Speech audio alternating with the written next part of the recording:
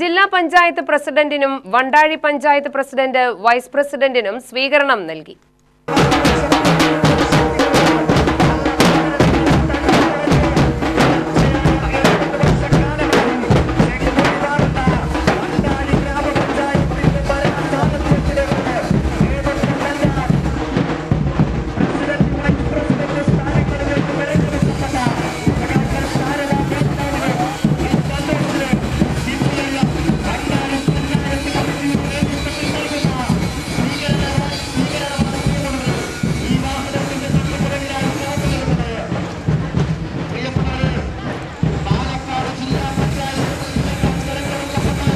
മുടപ്പലൂർ കാവുപറമ്പിൽ നിന്നാരംഭിച്ച പ്രകടനം ടൗൺ ചുറ്റി സമാപിച്ചു.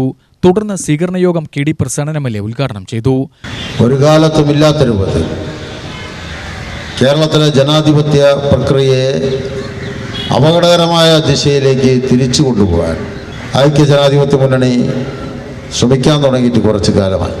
കഴിഞ്ഞ ലോക്സഭാ തെരഞ്ഞെടുപ്പിൽ അതിൻ്റെ അതിരുകടന്ന കാഴ്ച നമ്മൾ കണ്ടു.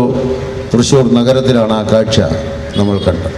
എത്രത്തോളം അവമതിപ്പാണ് ഈ നാട്ടിലെ മതനിരപേക്ഷ സമൂഹത്തിന് ആ തെരഞ്ഞെടുപ്പിൽ കോൺഗ്രസ് സ്വീകരിച്ച ഐക്യജനാധിപത്യ മുന്നണി സ്വീകരിച്ച നെറുകെട്ട നിലപാട് മൂലം ഉണ്ടായത് എന്നെല്ലാവർക്കും അറിയാം.